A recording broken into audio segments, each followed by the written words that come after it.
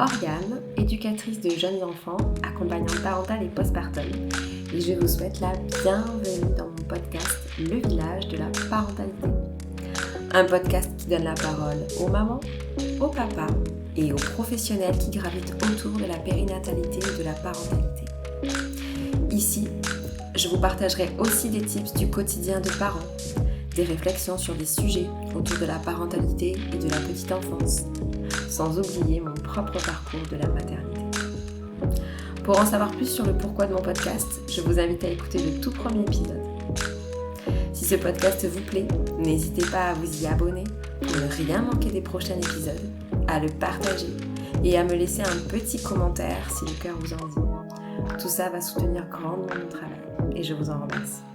Allez, assez papoté, il est temps pour moi de vous laisser écouter le prochain épisode. Belle écoute! Bonjour à tous, aujourd'hui je suis très contente de démarrer mon podcast avec une professionnelle qui me suit et m'accompagne à chaque étape importante de ma vie de femme depuis maintenant plus de 7 ans. Que ce soit pour mes lumbagos chroniques, mes douleurs physiques variées, ma grossesse, mon postpartum et maintenant ma petite fille âgée de 2 ans. Son métier, vous êtes nombreuses à me demander en quoi il consiste exactement. Alors aujourd'hui, j'ai décidé de lui laisser la parole pour vous expliquer ce qu'elle fait, pourquoi elle le fait et comment elle peut accompagner les femmes, les futures mamans, les mamans et leurs enfants vers un mieux-être quotidien. Bonjour Marik. Salut. Bienvenue. Merci beaucoup pour t'avoir répondu présente en tout cas. Avec plaisir. Merci pour l'invitation.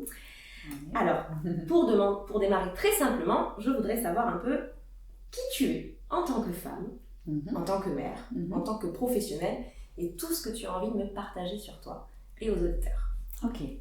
Alors tout d'abord, je vais m'exprimer comme une femme plutôt épanouie dans son monde, dans le monde qui nous entoure, dans cette société actuelle plutôt désorientante.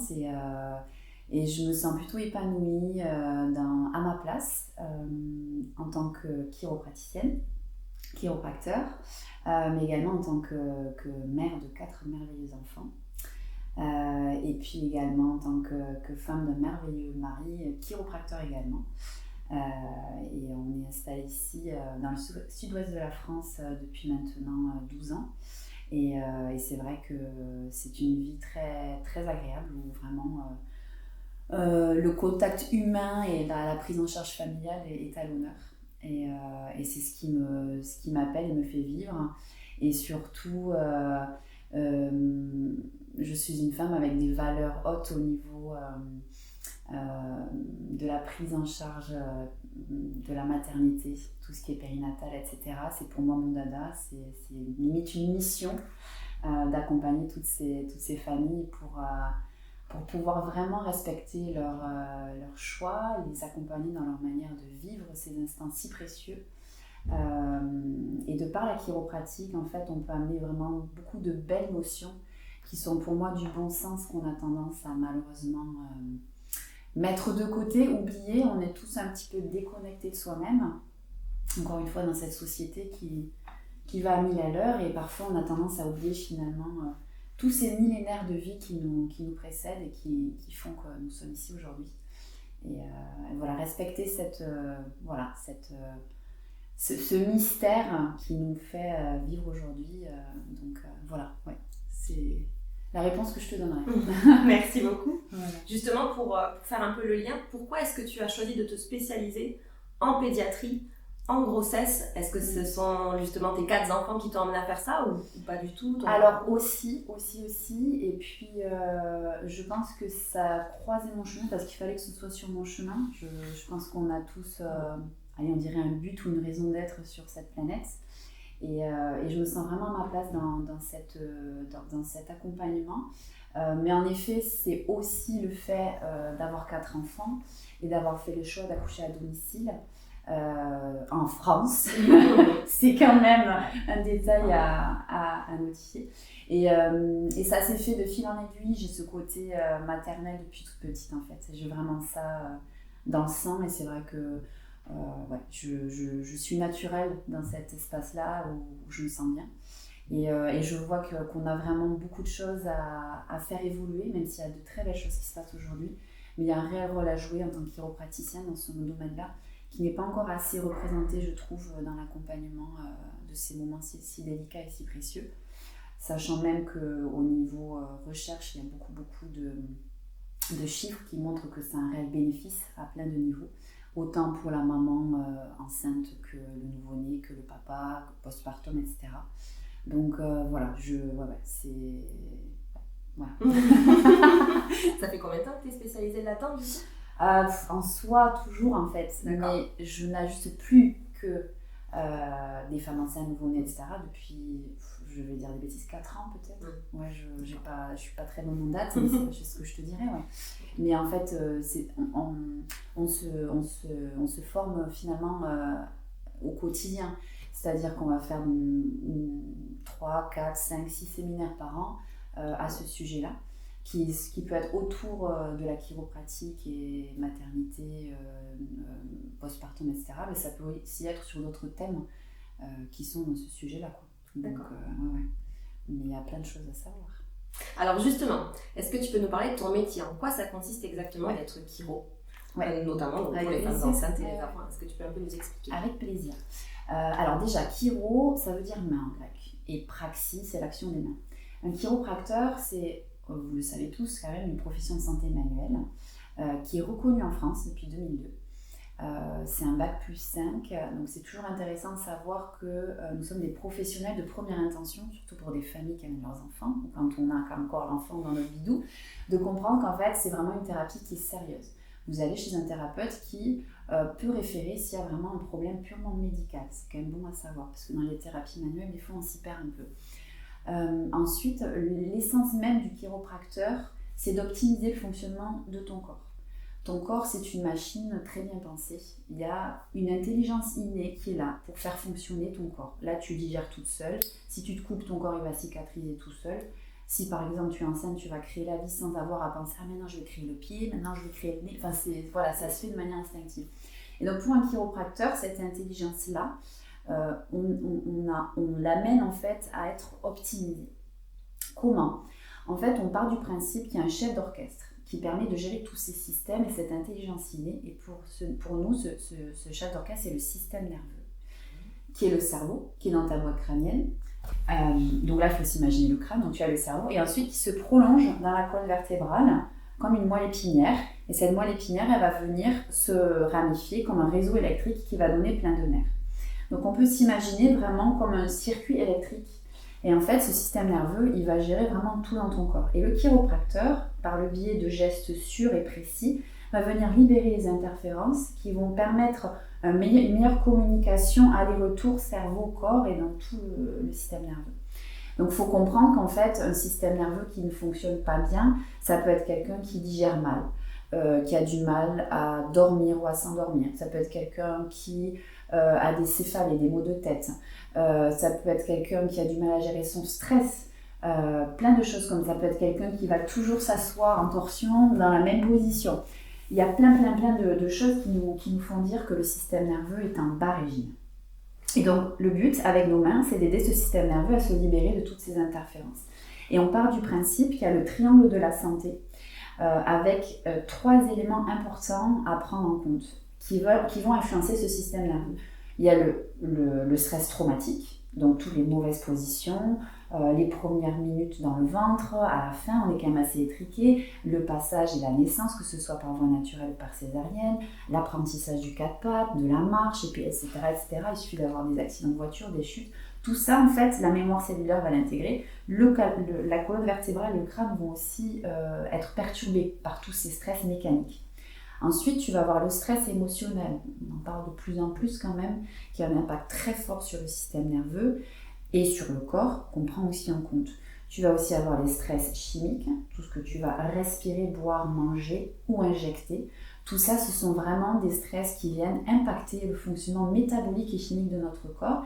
Et il faut savoir que le système nerveux, c'est aussi des envois chimiques qui permettent d'avoir des circulations électriques, si on peut dire ça comme ça.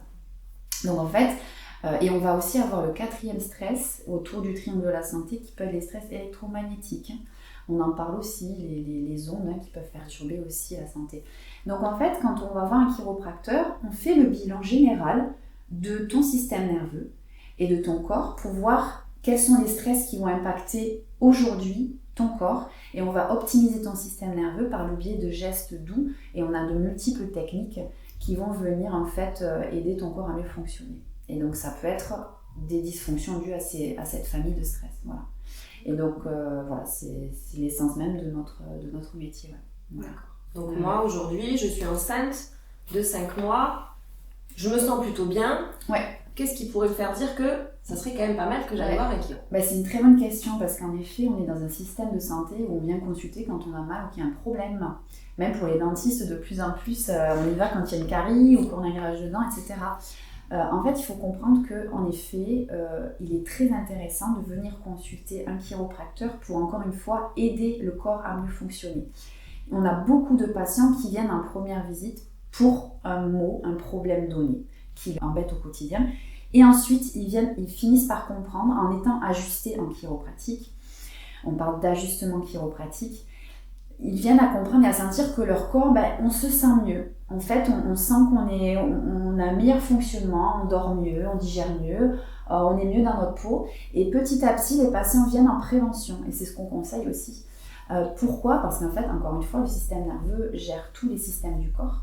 Et lorsqu'on est enceinte, c'est d'autant plus important d'être enfant, puisque on crée la vie en même temps. Donc en plus d'être bien nous, c'est bien d'aider le corps à mieux fonctionner pour une meilleure grossesse. Et qu'est-ce qui se passe en fait lorsqu'une femme est enceinte ? Il faut s'imaginer l'utérus, au début c'est comme une petite poire, là, c'est une toute petite forme qui va venir grandir et prendre vraiment beaucoup de place au niveau du bassin, et qui vient s'attacher au bassin via des ligaments, il n'est pas juste posé comme ça. À l'intérieur de cet utérus, il va y avoir du coup ce petit fœtus qui va petit à petit se développer et prendre aussi la place qui lui est donnée. D'accord ? Donc, la chiropratique, elle a pour but déjà d'aider la maman à être mieux dans son corps, en libérant les subluxations, c'est-à-dire des pertes de mobilité au niveau de certaines zones de la colonne et du bassin. Ici, la symphyse pubienne et les deux articulations sacroiliaques ont un rôle clé dans l'accouchement, pour l'ouverture du bassin, mais aussi dans l'évolution de la grossesse, puisque plus le bassin est en harmonie, si on peut dire ça comme ça, plus il est équilibré, mieux l'utérus sera en place, si on peut dire ça comme ça, et il y aura aussi un travail sur les ligaments et les muscles pour en fait libérer toute la paroi utérine. Donc en fait, ce sera vraiment une manière d'amener vraiment beaucoup plus de détente au niveau de l'utérus et du bassin, pour aider maman à bien se sentir, en donnant des conseils de posture, parce que c'est sûr que si la maman elle est toujours comme ça, comment veux-tu qu'il y ait de la place pour qu'il y ait un enfant qui puisse se développer ? C'est du bon sens. L'enfant, lui, il va toujours s'adapter, ça c'est pas un problème. Mais nous, on est là pour optimiser, parce que les soins chiropratiques amènent vraiment un pourcentage d'amélioration au niveau de la rapidité d'accouchement pour un premier jusqu'à 34%. Il y a moins d'épisiotomie, il y a un réel impact clair et précis au niveau du futur de la maman et du bébé. Et donc, il faut comprendre que si cet utérus, en fait, il est plutôt libre, le bébé à l'intérieur, il va avoir plus de liberté de mouvement. Donc déjà, pour son développement, c'est mieux. Mais en plus de ça, ce qui n'est pas à négliger, c'est que le bébé, il va se mettre comme il faut au niveau de sa tête. Il va avoir la tête plus en flexion, il va vraiment être engagé d'une manière optimale pour avoir une naissance plus souple, on va dire ça comme ça, plus fluide, d'accord ? Et donc, c'est pour ça que ce pourcentage est bien là, ça explique bien la chose. Donc ça va vraiment avoir une action sur le fonctionnement général du bassin, d'accord ? Et aussi au niveau du passage du bassin. Autre chose, il faut savoir qu'une femme enceinte, elle va relarguer beaucoup de relaxine. C'est une hormone qui porte bien son nom. Elle permet de rendre laxe tous les ligaments du corps. Donc c'est une bonne chose, puisque tout ça, ça va s'ouvrir, on est bien d'accord, hein, c'est une réalité, on l'a vécu, et ça se passe très bien. Mais ce qu'il faut savoir, c'est que cette hyperlaxité, elle va aussi mettre en avant toutes les incohérences biomécaniques du corps, toutes les fragilités qu'une femme pouvait avoir avant. Elle ne ressentait pas forcément de douleur, mais il y avait quand même des choses qui... C'est la fameuse prise en charge chiropratique en prévention lorsqu'on a pas mal. On ne va pas consulter, mais lorsqu'on est enceinte, j'ai une sciatique, etc. Alors qu'en fait, s'il y avait un suivi chiropratique avant, peut-être qu'il n'y aurait pas eu ça, d'accord ? Et donc, on amène aussi un travail pour aider en fait à ce que le bassin ait quand même une stabilité minimale au niveau musculaire et articulaire, pour que la femme puisse bien vivre cette grossesse, quoi. Et voilà, il faut savoir aussi que la chiropratique elle a un réel impact aussi sur le fonctionnement du système nerveux sympathique et parasympathique. Là, j'utilise un peu des mots savants, mais il faut savoir qu'on a des systèmes de survie qui nous aident en fait. Le système sympathique, c'est un système qui nous permet de fuir face à un lion qui nous attaque, donc c'est très important. Mais on a aussi l'autre côté, le système parasympathique, qui est un système qui nous aide à digérer, à grandir, à dormir, etc. Ça aussi, c'est un système de survie. On sait très bien que si on ne dort pas, on peut avoir de grosses conséquences. Donc en fait, ces deux systèmes-là, avec un suivi chiropratique, vont aussi s'auto-équilibrer. On va avoir vraiment, c'est ce que le patient ressente comme un bien-être général. Parce que tout le corps, en fait, s'auto-régule mieux, d'accord ? Et donc on comprend bien que l'univers d'un bébé, c'est l'univers de sa maman. Ça c'est classique, on le sait tous. Donc on comprend à quel point c'est important de prendre soin de soi à ce moment-là. D'autant plus aussi pour le postpartum. Parce que forcément, s'il y a une bonne grossesse et un accouchement qui se passe plutôt bien, forcément le postpartum derrière va mieux évoluer. Même là-dessus, on a des conséquences très positives. Hein. Il y a vraiment des chiffres qui prouvent que il y a énormément d'évolutions possibles grâce à un suivi chiropratique. Il y a le soutien moral aussi, bien sûr, qui est derrière. Hein.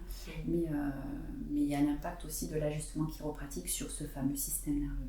D'accord. Combien de temps après l'accouchement on peut venir pour un rendez-vous Alors, ce que je propose aux familles, si jamais il y a un bébé qui, suite à la naissance, ne va pas bien, qui pleure beaucoup, qui est crispé, qui est tendu, on ne le sent pas bien, s'il y a un allaitement qui ne prend pas, s'il y a le biberon qui n'est pas bien pris, si on voit qu'il y a des soucis comme ça, je leur dis de venir au plus tôt, dans les jours qui suivent, pour faire vraiment un bilan et voir un petit peu d'où peuvent venir ces conséquences-là. Et ce qui se passe en fait, il faut savoir aussi qu'en chiropratique, on travaille beaucoup avec d'autres thérapeutes. Donc on va aussi avoir des liens avec des consultantes en lactation, des sages-femmes. On a beaucoup de feedback aller-retour entre thérapeutes, surtout dans ces moments-là. C'est très important la pluridisciplinarité. Et si ça se passe plutôt bien, ça peut être aussi la maman qui veut consulter avant, parce que c'est quand même souvent la maman qui passe à son bébé d'abord. Donc c'est plutôt pour le bébé qu'on vient d'abord. Et ensuite, je dis maximum 3 semaines. Parce qu'après, les subluxations vont s'installer. Il faut comprendre en fait qu'à la naissance, il va y avoir vraiment...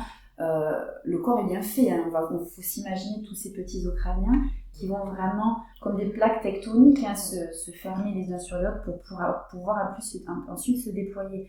Mais n'empêche qu'il va y avoir quand même des subluxations et des zones de tension qui sont très intéressantes à libérer. D'autant plus qu'il faut savoir qu'ici, au niveau de la base du crâne, il y a plein de petits orifices qui font passer des paires de nerfs crâniens, en plus de la moelle épinière. Ces nerfs crâniens, dont le nerf vague, ont une action très importante au niveau du système digestif et au niveau de la gestion du stress du bébé. Donc on va vraiment avoir un impact très intéressant à ce niveau-là. Donc ça c'est vraiment ce que je dis. Et ensuite en postpartum, on prend des visites tandem maman, bébé et papa, souvent au moins dans les 3 semaines qui suivent, sur quelques visites déjà pour déblayer le terrain, si on peut dire ça comme ça, pour partir sur une base solide. Donc voilà, c'est le conseil.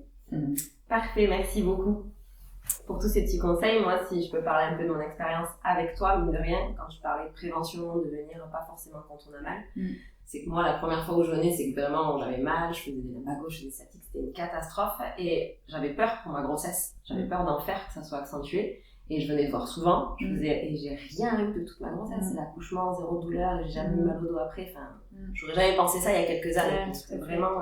Ah ouais, c'est un bon témoignage. Moi, je peux en parler aussi. Hein. Je l'ai vécu aussi en tant que femme enceinte et ensuite postpartum. J'en suis persuadée que ça a été un soutien clé dans la manière dont ça s'est passé. Dans l'accompagnement de l'accouchement à domicile, tout ça, ça a été une évidence pour moi d'être accompagnée en chiropratique. Et il y a tellement de femmes qui le disent. Et puis bon, là, hier j'ai consulté, on m'a consulté pour des bébés en siège. Là, c'est pareil, c'est du bon sens. Si le bassin est stable et équilibré, si ton utérus il est relâché, ton bébé il va avoir la place de se retourner s'il peut. Après, il y a d'autres conditions qui font que ton bébé ne va pas se retourner, mais moins tu auras mis tous les chances de ton côté. Donc, il y a aussi toute cette vision-là où on est là pour prévenir aussi dans ces situations. Et parfois, je vois des femmes qui viennent 2-3 semaines avant terme. Alors, on a vraiment de merveilleux résultats quand même, mais c'est un peu plus court, quoi. Donc, n'hésitez surtout pas à venir dès les premiers trimestres. Ça ne peut faire que du bien pour vous et bébé, c'est une évidence. Ouais. Merci beaucoup, Marie. Et alors, justement, on m'a souvent demandé c'est quoi la différence avec un ostéopathe? Je ne sais pas qui aller voir, ce dont j'ai besoin, est-ce que je vais voir une seule, les deux, voilà. Qu'est-ce que c'est un peu la différence avec tes mots à toi? Est-ce que tu peux nous expliquer un petit peu? Oui, je comprends tout à fait. C'est vrai que comme je disais, il y a beaucoup de thérapies manuelles, et notamment l'ostéopathie et la chiropratique sont des thérapies manuelles qui sont quand même assez voisines, mais qui sont quand même totalement différentes l'une de l'autre. Alors déjà, il faut savoir qu'au niveau historique, parce que j'aime bien quand même partir du passé, elles sont nées à peu près dans la même période, vers la fin des années 1800. Alors, il faut savoir que l'inventeur Andrew Taylor Still de l'ostéopathie travaillait plutôt sur les fluides, le système lymphatique, vasculaire, etc. Alors que David Palmer, lui, l'inventeur de la chiropratique, est plutôt parti sur l'hypothèse que le système nerveux aurait vraiment un réel impact sur la santé. Et donc ces deux thérapies ont grandi finalement l'une à côté de l'autre. Et aujourd'hui, donc cette grosse différence, je pense que j'ai bien exprimé sur la première question, vraiment le cheval de bataille d'un chiropracteur, c'est le système nerveux, c'est d'optimiser le système nerveux en ajustant les subluxations qui peuvent y avoir sur le corps, qu'il y a lieu au niveau de la colonne vertébrale, du crâne ou ailleurs. Et en fait, la différence aujourd'hui, c'est au niveau légal. Aujourd'hui, un chiropracteur, déjà, il fait un bac+5, comme j'ai pu le dire. Et nous sommes tous référencés, accrédités sur une même formation, même au niveau international. Tandis qu'en ostéopathie, c'est même eux-mêmes qui le disent, c'est très dommage, mais il y a beaucoup trop d'écoles avec des niveaux beaucoup trop différents. Donc il peut y avoir des bons ostéopathes sans problème, mais il faut savoir chez qui on va. Tandis qu'un chiropracteur, vous savez qu'au moins vous allez chez quelqu'un qui a fait la même base d'études. Et voilà, ça c'est surtout la différence aujourd'hui. Et c'est vrai que dans les pays anglo-saxons, ici, on connaît beaucoup l'ostéopathie parce qu'en nombre, ils sont aussi beaucoup plus importants. Nous sommes en France 1500 chiropracteurs à peu près, donc c'est pas énorme, on commence à se faire connaître, mais c'est vrai que voilà. Donc la différence, elle est vraiment là-dedans, quoi. Dans l'histoire, dans la pratique et dans aussi le fait légal, quoi. Donc ça veut dire que si par exemple je pars quelques années à Paris et que je cherche un chiro, je sais que le fonctionnement sera identique, qu'il soit à Paris, qu'il soit à Marseille. Le but ultime, c'est d'optimiser le corps via le système nerveux, exactement. Après, il faut savoir que dans tout chiropracteur a des affinités avec certaines techniques. On en a de nombreuses. Le principal, c'est que vous soyez chez un thérapeute qui aime ce qu'il fait et qui est passionné par son métier et surtout qu'il ait trouvé sa technique à lui, quoi. Mais vraiment, oui, on a de très bons contacts et très souvent, on a des patients qui viennent ici, qui déménagent et qui nous demandent, alors, vous avez un collègue, il suffit de regarder sur Internet, il y a l'Association française de chiropratique qui réfère tout ça, il y a l'Association française de chiropratique pédiatrique qui va aussi référencer tous les thérapeutes qui sont quand même plus axés sur la pédiatrie. Donc ça, c'est aussi très intéressant à savoir, la FCP. Et oui, il y a un tronc commun qui est quand même très solide et qui, dans certains pays, il y a des chiropracteurs qui pratiquent la radiographie. Certains, oui, donc il y a vraiment un niveau d'étude qui est très haut. Donc ça, c'est quand même très passionnant. Alors, pour terminer un peu sur ta partie professionnelle, est-ce que tu peux rapidement nous dire un peu comment ça se passe une première séance? Parce qu'une première séance, c'est un peu particulier. Bien sûr. Elle dure plus longtemps que les autres, etc. Voilà. Est-ce que tu peux nous raconter un petit peu comment ça se passe? Alors, tout à fait. Alors déjà, premier abord, c'est avoir un contact humain, on fait connaissance, on a beaucoup parlé. Je suis quand même dans un domaine où il y a quand même pas mal encore d'émotions vives. Elles viennent de vivre un accouchement plus ou moins beau ou très difficile, voire traumatisant. Il y a des familles qui se rendent compte de choix qui ont été faits qui n'étaient pas vraiment le leur. Il y a quand même il y a certaines situations très délicates où finalement le fait de raconter leur parcours et la naissance permet déjà de poser les choses. Moi je prends des informations qui sont évidentes et très intéressantes du point de vue chiropratique. Il faut savoir que on va poser toute une tas de questions pour faire une anamnèse complète. Qui sont d'ordre médical, comme je vous ai dit, nous sommes thérapeutes de première intention, donc on est à même de devoir poser des questions. Par exemple, ça me vient maintenant que j'ai ajusté une patiente qui avait accouché de son 4e par césarienne et elle avait des problèmes de bas du dos. Et suite à la césarienne, en fait, elle était en train de créer une pyélonéphrite. Donc ça, c'est des choses qu'un chiropracteur est habilité à reconnaître. Et c'est la première chose, c'est d'écouter son patient, de l'observer et de voir humainement ce qui se passe. Est-ce qu'il y a une grosse charge émotionnelle? Est-ce qu'il y a des éléments clés au niveau médical, au niveau du bébé, comment était le passage, etc. Et en fait, cette anamnèse, elle est très importante. Ensuite, le patient, bien sûr, il va poser ses questions, va expliquer ce qu'est la chiropratique, pour qu'on soit dans un lieu clos, un cocon, qui ait une confiance quand même. Et puis par la suite, on va faire plein de tests. En général, donc pour les femmes enceintes, on va commencer par regarder la posture. On va toucher les points de tension au niveau des chaînes musculaires. On va regarder les longueurs de jambes, on va regarder les amplitudes de mouvement, on va regarder les tensions au niveau des ligaments de l'utérus, notamment le ligament rond. Et bien sûr, on va commencer par regarder le bassin, etc., etc. Et puis petit à petit, on va détendre certaines zones du corps, on va ajuster, et puis ça va se faire vraiment très fluidement. Voilà, dans la confiance, on explique toujours aux patients de nous dire si c'est trop difficile, s'il y a des zones qu'ils ne veulent pas qu'on touche. Voilà, c'est vraiment dans le respect mutuel et dans la communication. Et pour les nouveau-nés, en général, pour les tout premiers ajustements, il faut savoir qu'ils n'ont que quelques heures, quelques jours. Ils sont ajustés sur maman ou papa. On explique bien les choses. Il faut savoir que lorsqu'on ajuste un nouveau-né, ce sont vraiment des contacts qui sont très doux. Ce sont des pressions qui sont de l'ordre... Pour vous donner une idée, pour savoir si un avocat est mûr, j'aime bien donner cette description, c'est vraiment le maximum. Et on explique aussi aux parents que finalement, un bébé, il a déjà vécu, il a déjà son passé. Et parfois, juste le fait de mettre la main sur le crâne où il y a eu un forceps, ou sur la nuque qui a malheureusement eu une traction trop forte, que ce soit par césarienne ou par voie naturelle, il y a vraiment de réels traumatismes parfois. Le bébé peut se mettre à pleurer. Même s'il n'y a pas forcément de douleur ou quoi, mais c'est une reviviscence du moment. Donc en fait, on explique vraiment ça, et ce sont des ajustements qui sont assez rapides, assez spécifiques pour le nouveau-né, puisque ce sont quand même des êtres assez purs, qui n'ont pas besoin de beaucoup pour solliciter leur corps et aider leur corps à mieux fonctionner. Donc on peut avoir de réels changements assez flagrants. Donc on voit beaucoup de bébés qui ont...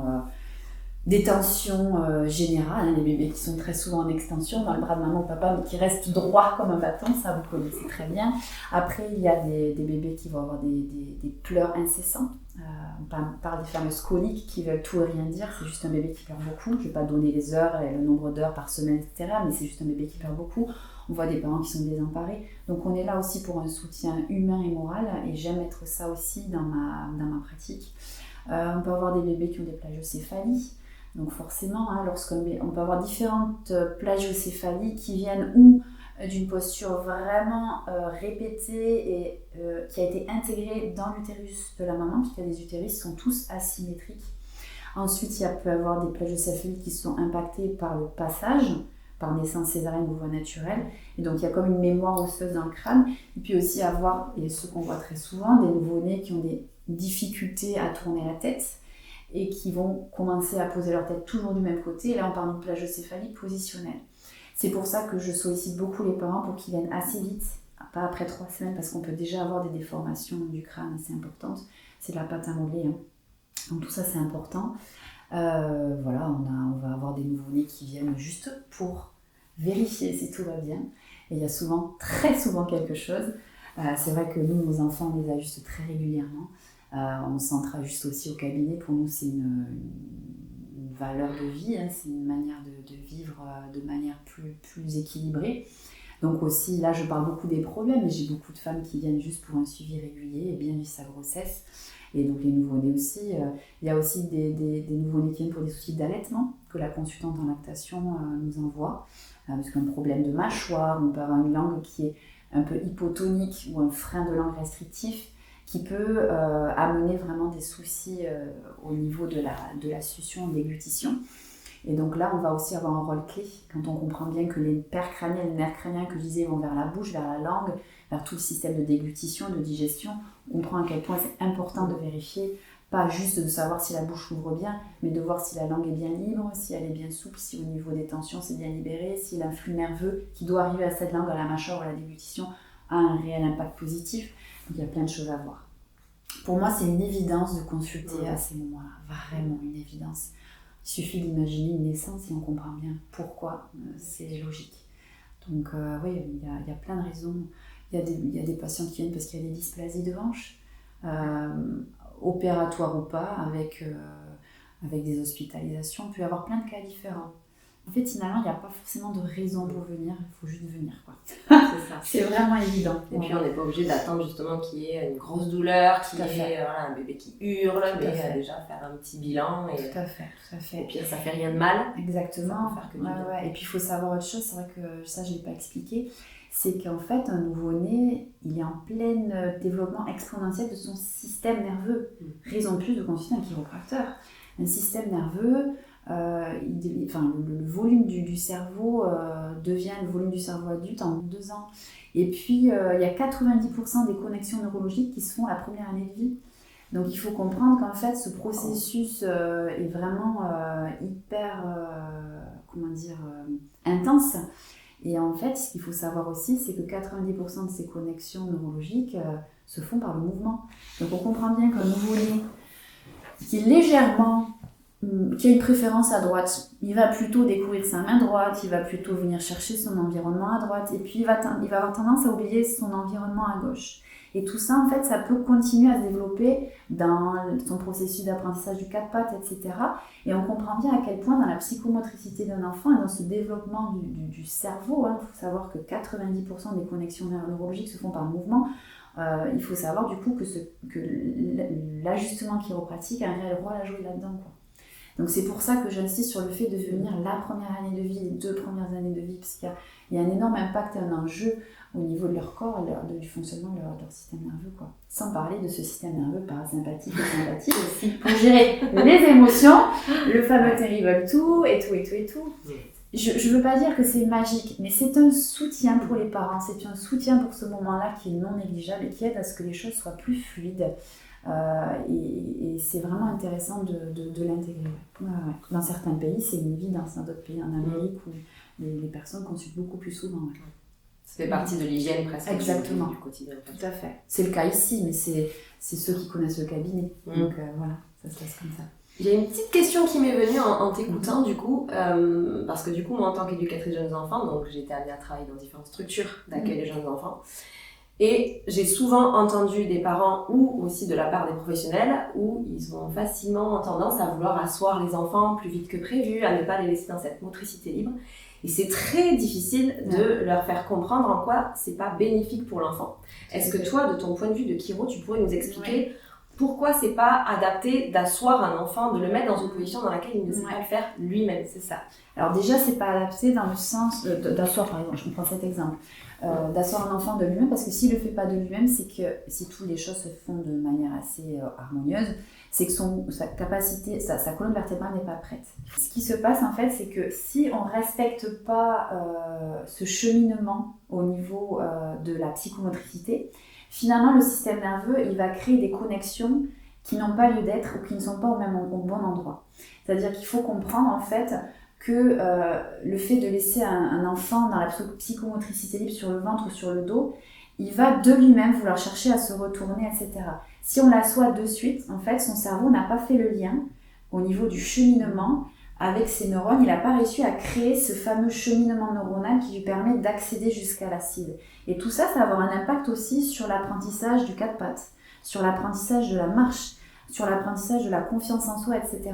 Donc il faut comprendre en fait, c'est important de laisser un enfant se développer de lui-même pour qu'il puisse en fait le découvrir de lui-même aussi dans son système émotionnel. D'accord ? Et donc, et encore une fois, il faut comprendre que le mouvement permet à l'enfant de développer ses connexions neurologiques. 90% des connexions neurologiques se font par le mouvement. Donc on comprend bien que si ces connexions sont disconnectées, si on peut dire ça comme ça, le reste ne va pas suivre de manière logique. Donc vraiment, laissez-les évoluer. Aussi pour leur colonne vertébrale. Au départ, un enfant, il est dans le ventre, il est en position en C. Et donc la colonne, c'est vraiment un C. Et petit à petit, en fait, le fait de se mettre sur le ventre, qui est une position très intéressante et importante, le fameux tummy time, la colonne va commencer à se développer et à créer ces fameuses courbures et ces fameuses lordoses cervicales. Et ça va permettre à l'enfant ensuite de développer ces fameuses courbatures de la colonne qui l'aident en fait à avoir une colonne solide et souple pour l'avenir de sa posture et de ses problèmes de dos en fait. Donc c'est aussi ça qu'il faut comprendre, c'est que quand on a soit un enfant trop tôt, toutes ces courbures ne vont pas pouvoir se mettre en place de manière naturelle et c'est quand même très dommage. En plus de la connexion, des connexions neurologiques qui ne se font pas de manière optimale, il y a vraiment cet impact sur la colonne qui est pas idéal, quoi. Donc voilà. Merci. C'est ma réponse. Oui, parfait. Merci beaucoup. C'est ce petit côté-là, justement, que Ouais. moi, je ne pouvais pas expliquer. Moi, je pouvais expliquer le côté où, derrière, ce sont des enfants qui, du coup, sont frustrés quand ils n'ont plus cette vision-là du monde, parce qu'ils n'y arrivent plus à le faire eux-mêmes, Tout à mais fait. ils la veulent vite. Et Tout à moi, fait. j'avais des bébés comme ça qui Exactement. râlaient et pleuraient beaucoup parce qu'ils voulaient qu'on les remette assis, mais ils ne Exactement. pouvaient pas le faire eux-mêmes. Donc, c'était Exactement. frustrant. Enfin, c'était un Exactement. cercle vicieux. C'est là où je parle en fait de cette confiance en soi, de réussir d'y arriver Tout seul. C'est très important, l'expérimentation à cet âge-là, c'est très très important, à tout niveau, hein, on peut parler de la DME aussi. Hein. Si je suis assis et que j'ouvre la bouche et qu'on me donne une cuillère en plastique avec une purée, je ne sais pas ce qu'il y a dedans, alors c'est une découverte, c'est sûr, mais c'est pas la découverte idéale pour le faire de moi-même avec mes mains, de découvrir la texture, de savoir ce que c'est, de regarder avant de mettre dans la bouche. Et ça c'est pareil, c'est tout ça, c'est du développement neurologique. Et c'est ça qu'il faut comprendre, l'expérimentation, et pour ça, il faut être des parents courageux et habilités à se dire ça va prendre plus de temps, j'aurai plus de choses à nettoyer, ça va coûter plus d'énergie. Mais c'est une période de vie qui est si temporaire et qui finalement amène beaucoup d'amélioration et d'indépendance de l'enfant plus rapide après à moyen et long terme. À court terme, c'est plus fastidieux, mais à moyen et long terme, ce sont des enfants qui évoluent de manière plus harmonieuse, si on peut dire ça comme ça, dans leur confiance et dans la gestion même motrice en fait. C'est comme les fameux trotteurs, les yuklala, c'est pareil. C'est à l'inverse de ce qu'on veut, c'est les laisser découvrir d'eux-mêmes la marche. Ils courent déjà presque alors qu'ils ne savent même pas marcher. C'est du non-sens. Revenons dans du bon sens, revenons dans le temps qui nous est donné, soyons présents avec nos enfants. Ça aussi, c'est quelque chose que je répète à beaucoup de familles, la présence. Alors, bien sûr, on ne peut pas toujours être présent, moi, c'est le cas. Avec 4 enfants, je travaille, j'ai un mari, on a une vie, voilà, c'est normal. Mais parfois, vraiment, se rendre compte au quotidien de dire, ok, est-ce que là, vraiment, je suis présent? Est-ce que je joue vraiment avec mon enfant ou juste je l'occupe et puis je fais à manger en même temps? Et ça, les enfants, ils le ressentent. Et ils ont besoin aujourd'hui d'une présence réelle qui les aide à se construire. Sinon, c'est tout dans le vite-vite, avale, marche. Non, prends le temps de grandir. C'est maintenant que je suis avec toi. Je dis souvent, finalement, on va passer que 18 étés avec nos enfants, 18 vacances d'été, s'il faut dire ça comme ça, c'est une réalité. Et c'est vrai que des fois, on est dans le jus, on est pris par le temps, par le stress, et on ne se rend pas compte de la chance qu'on a d'avoir des enfants et de pouvoir les élever, quoi. Donc, ça aussi, la présence, très important. Merci beaucoup. Ouais. J'adore ce mot, la présence, c'est vrai. Ce fameux instant présent que les enfants nous réapprennent à faire ça. Ah, exactement. Et ça instant me fait présent, bien. mais ça me fait fait beaucoup de bien aussi pour nous. Parfois, ça nous frustre. Et parfois, le quotidien nous rattrape et c'est normal. Mais il y a un équilibre, c'est une harmonie. Tout est... Voilà, hein, on connaît tous. Mais c'est très... Et nous, c'est ce qu'on fait au cabinet, on est présent avec nos patients. On le fait au quotidien avec nos patients. Et c'est comme dans une classe, les instits, les maîtresses, comme les ATSEM, comme tout métier finalement. Les assistantes maternelles, c'est la présence qui aide à être serein ensemble. Et voilà. Ça manque un peu. On est beaucoup sur nos écrans aussi. Combien de fois je dis, voilà, enfin bon, je peux parler des heures, mais c'est ce bon sens qui finalement nous manque un peu, je trouve. Ce contact avec le réel, on en a besoin. Les enfants...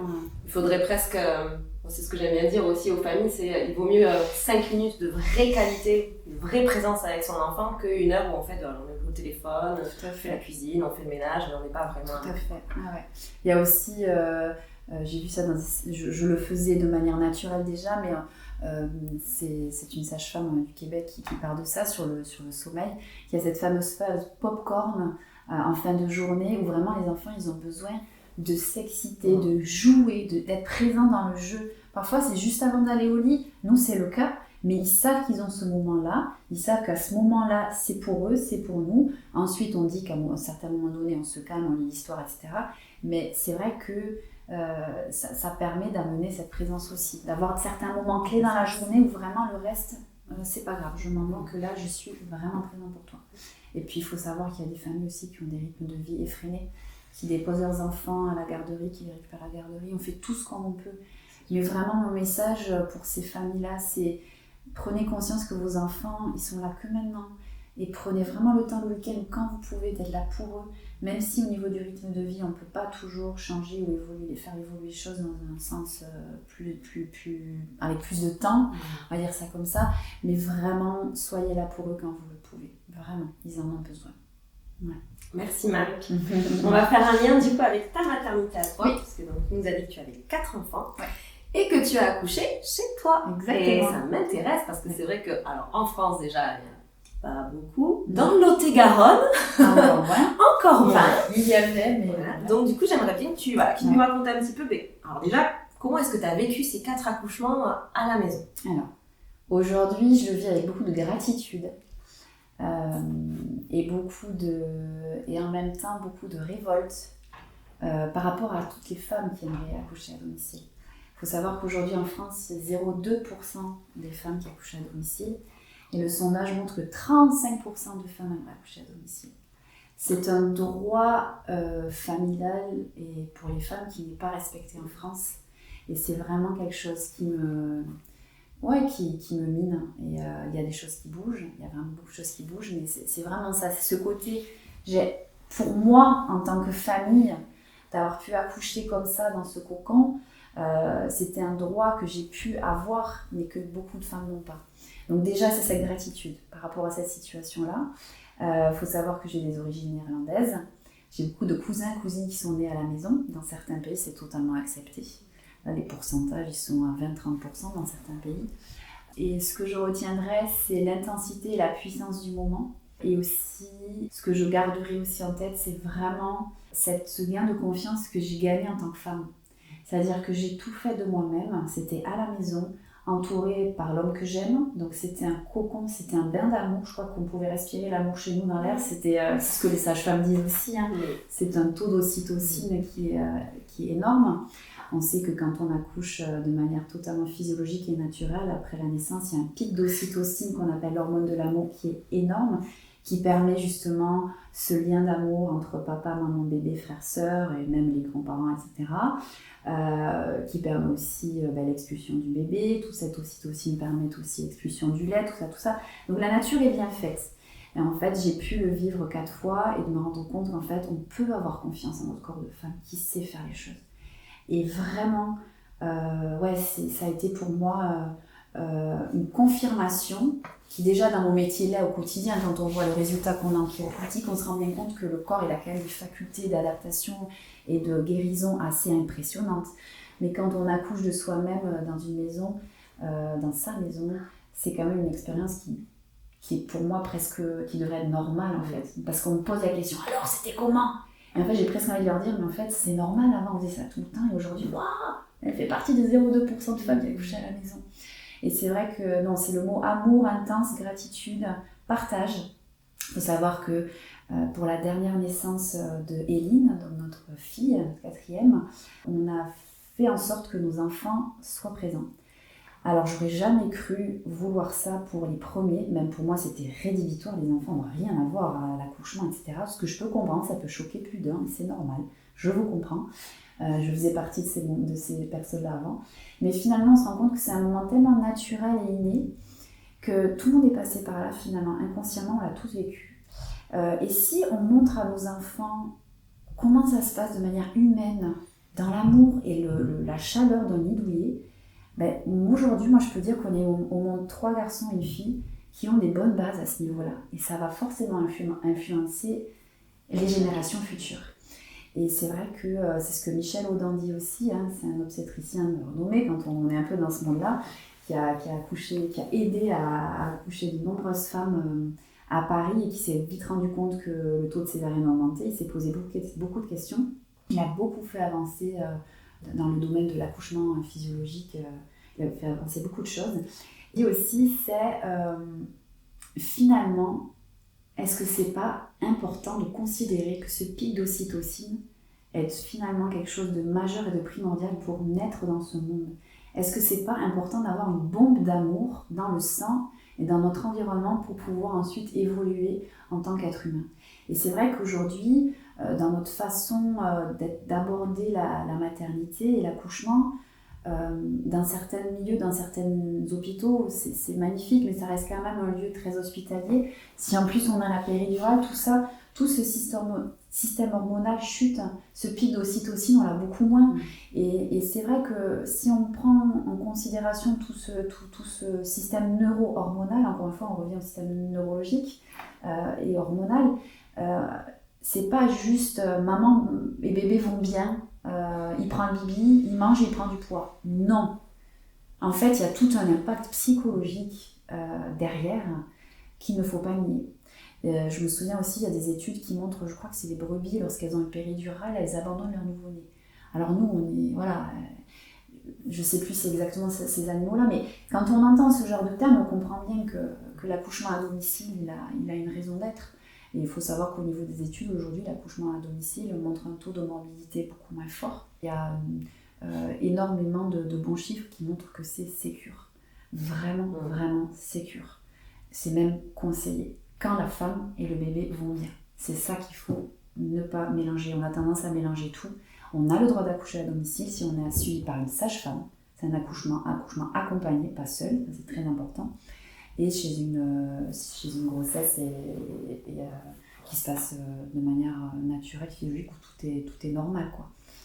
Donc ça, c'est important. Faut savoir que l'accouchement à domicile permet d'avoir un taux d'épisiotomie moins de 1%. Et chez les primipares, c'est 35%. Il y a des chiffres comme ça qui sont quand même assez ahurissants. Il y a 3 fois moins d'hémorragie sévère, 4 fois moins d'hémorragie sévère. Donc les chiffres sont là. Donc aujourd'hui, il faut juste réagir en tant que femme, en tant qu'équipe, en tant que thérapeute. Il y a des choses à faire bouger parce que c'est sécure. On peut accoucher à domicile dans de bonnes conditions. De mon côté, j'ai fait les dossiers à l'hôpital, j'ai rencontré l'anesthésiste, il me connaissait, j'avais fait toutes les analyses qu'il fallait et je pouvais être transférée s'il y avait besoin. Il faut savoir que dans les 1000 femmes qui accouchent à domicile, en France, il y a 10% de transferts, sur 90% qui restent à la maison. Des transferts avant, pendant ou après. D'accord, parce qu'il peut y avoir un accouchement à domicile, mais après on transfère parce que le placenta a du mal à sortir, il y a une hémorragie, ou avant parce que le travail n'avance pas, ou après parce que le nouveau-né a besoin d'assistance, etc. Donc voilà, les études montrent ce que ça montre. Donc maintenant, il faut agir et faire avancer les choses. Alors justement, tu as en face de toi une maman, mon projet bébé avec son mari. Ils aimeraient bien à domicile, avec les craintes qu'il peut y avoir avec, etc. Par quelles étapes ils doivent passer, comment ils font concrètement pour se dire ok, je vais accoucher à la maison, mais qu'est-ce que je dois faire? Il y a une association, c'est l'APAD. APAD, c'est apaad.fr, c'est Association professionnelle de l'accouchement accompagné à domicile. Donc de l'accouchement accompagné à domicile, c'est bien ça. Parce que ça aussi, c'est un détail non négligeable. C'est-à-dire que quand on accouche à domicile, on a un accompagnement global. Qu'est-ce que c'est? C'est une sage-femme qui nous suit du début jusqu'après la naissance, pré, pendant et postpartum. Et en fait, cet accompagnement global, qu'est-ce qu'il fait? Il crée un lien de confiance qui permet aussi à la femme de s'ouvrir pour pouvoir ouvrir son bassin. Et c'est quand même un moment très intime. Il y a certaines autrices qui parlent aussi on peut comparer l'accouchement au fait de faire l'amour. Moi, quand on fait l'amour, je ne le fais pas sur la place publique, personnellement. J'ai besoin d'un endroit intime, avec une lumière tamisée, de chaleur. J'ai besoin d'être bien dans mon corps, voilà, parce que c'est comme ça que tout ce système neuro-hormonal, le système ocytocine, endorphine, etc. va se mettre en place. Mon corps va s'ouvrir de manière harmonieuse, je vais avoir des contractions efficaces.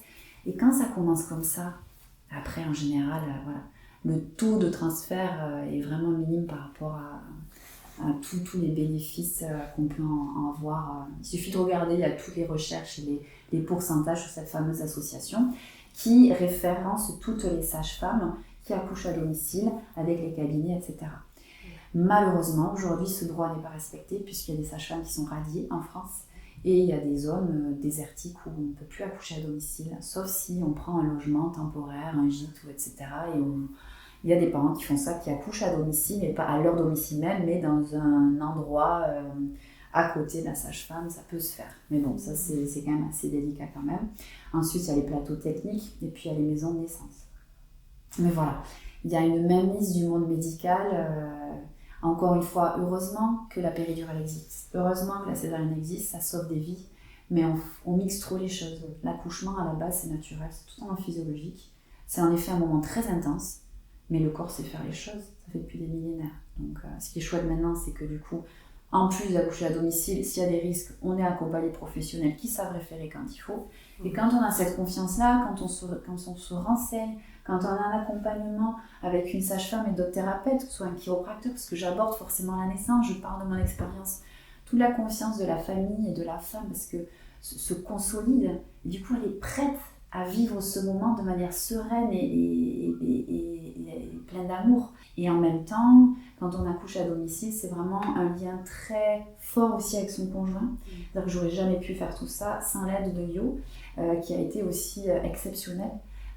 C'est lui qui m'a aidé à mettre au monde les enfants, c'est lui qui les a touchés en premier. C'est quand même des moments qui sont gravés à vie et qui soudent une famille. Et c'est vrai qu'il faut savoir que l'homme aussi a un rôle clé là-dedans, de garder cette grotte dans laquelle la maman est bien et paisible et sereine. Et c'est vrai qu'il ne faut pas sous-estimer leur rôle là, de pouvoir préserver la maman dans ces moments-là. Donc il y a plein d'ouvrages, il y a plein de choses pour pouvoir commencer à s'intéresser à tout ce domaine-là. Mais ouais, voilà. J'ai plus ta question. Mais... Non, c'est parfait. Moi, j'ai envie de rester sur ça parce que voilà, cette notion de grotte, voilà, le fait le papa, il est pleinement acteur. Alors, c'est pas forcément donné à tous les papas non plus. Non. Tout le monde n'a pas envie de récupérer son enfant, etc. Mais pour ça, en fait, que c'est bien que l'hôpital existe. C'est bien qu'on puisse accoucher aussi en milieu médical pour ce genre de famille-là où le papa, il est moins là-dedans. Et c'est pas grave, c'est très bien, ça peut très bien se passer aussi. Mais par contre, n'enlevons pas le droit des familles qui ont envie de vivre autrement. C'est ça. Sachant que, vraiment, au niveau des études, tout est OK. Donc c'est ça, en fait, qui est ambivalent. C'est ça qu'on entend le plus. Ouais. Mais les risques, mais vous vous rendez pas compte. Non, maintenant, il faut regarder les chiffres, il faut arrêter. Il y a beaucoup de croyances, énormément de croyances. Encore une fois, tant que maman et bébé sont en vie, tout va bien. Non, c'est pas vrai. Le taux de dépression postpartum, il est là pour une raison. Pareil, en chiropratique, il faut savoir qu'il y a un taux de dépression postpartum qui est diminué aussi, en revenant sur la chiropratique. Donc en fait, ce qui est important, c'est d'être bien accompagné, d'avoir des thérapeutes bienveillants qui sont dans ce domaine-là et avoir confiance. Parfois, on n'a pas le choix, il faut trouver un entre-deux, il faut en parler à l'hôpital, on peut monter des projets de naissance. Ça peut perturber, c'est pas grave. C'est un moment clé dans votre vie et on a le droit d'affirmer des choses pour ne pas avoir de regrets derrière. Et éviter les violences obstétricales, il faut être au courant aujourd'hui de plein de choses. Et c'est vrai qu'il y a des hôpitaux chez qui il faut tomber sur la bonne sage-femme, qui va bien ce jour-là, etc. C'est normal, c'est leur métier. Et puis ils sont en sous-effectif souvent, il y a un stress dans ces milieux-là. Donc je blâme pas, mais c'est vrai qu'en tant que parents, on a une responsabilité pour nos enfants et pour nous-mêmes, pour notre bien-être, de bien se renseigner. Voilà, c'est mon avis. Voilà. Merci pour ton avis, merci pour ton partage. Ouais. Du coup, on va conclure. J'aimerais bien que tu me dises une phrase ou des mots que tu aimerais pouvoir dire aux futures mamans, aux mamans qui nous écoutent, aux papas qui nous écoutent, quelque chose qui est important pour toi, que tu as envie de véhiculer aujourd'hui pour les futurs parents et parents. Alors, ça c'est une phrase de Michel Audin. On changera le monde si on change la manière d'accoucher, ça déjà. C'est une phrase qui m'a beaucoup marquée, que j'ai mise sur mes flyers d'ailleurs. Et autre chose, ayez confiance, reprenez conscience de votre intuition. Vous avez un bon sens, vous avez porté votre enfant, c'est vous qui le connaissez le mieux. Et c'est vraiment à vous de prendre pied sur certaines choses qu'on peut vous dire, que ce soit dans le domaine, même moi, un chiropracteur, parfois je peux dire des choses qui peuvent vous perturber ou vous impacter, et là c'est bien de réagir, de dire ok, de se poser des questions. On a le droit, on a confiance en ce système médical, parce que heureusement encore une fois qu'il existe, mais dans le domaine de la périnatalité, il y a beaucoup de croyances et de on-dit, et ce que je veux dire c'est ayez confiance en vous, en votre instinct, renseignez-vous, documentez-vous, partagez ensemble allez boire un café avec des copains, des copines, parlez, prenez conscience que vous avez énormément de ressources pour être des bons parents. Et c'est vraiment quelque chose dont la société a besoin, c'est des parents qui ont confiance et qui sont présents. Encore une fois, cette présence avec vous-même déjà, première chose. Présence avec vous-même, avec votre couple. Si vous êtes encore en couple, déjà avec vous-même, c'est énorme. Et ensuite, pouvoir donner cette présence et ce bon sens à nos enfants dans ce monde qui nous entoure. Et c'est vrai que voilà, je suis aussi très attachée à l'écologie. Tu sais, le cabinet, il est en éco-habitat, on récupère les eaux de pluie, il y a des panneaux photovoltaïques, c'est tout des peintures naturelles, etc. Il y a ce côté-là aussi que je veux partager aujourd'hui.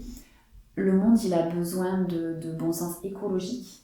Et notre manière d'élever nos enfants, dans nos achats, en puriculture, il y a beaucoup de choses à acheter, on peut faire avec très peu. Mais ce dont ils ont besoin, c'est pas une maman qui cherche sur internet à trouver le meilleur couffin et le meilleur porte-bébé. Voilà, il y a un temps pour tout. Et n'oubliez pas ces temps précieux qui sont primordiaux pour votre bien-être à vous et pour votre famille, quoi. Et sachez qu'il y a des thérapeutes qui sont là pour vous écouter, pour vous aider, dont la chiropratique, qui est un atout majeur pour un bien-être et pour optimiser votre fameux système nerveux. Et il y a plein de choses à faire. Voilà. Merci beaucoup pour ce partage, Maric. En tout cas, c'était un super échange. J'ai appris plein de choses parce que j'avais beau 7 ans que je me suis, il y a des choses que je découvre encore aujourd'hui. Donc, merci beaucoup pour ton temps. Et puis, je souhaite à ce que tous les parents et les futurs parents qui nous écoutent puissent un jour pousser la porte d'un cabinet de chiropraxie autour de chez eux. Merci beaucoup, Maric. Avec plaisir, merci à toi.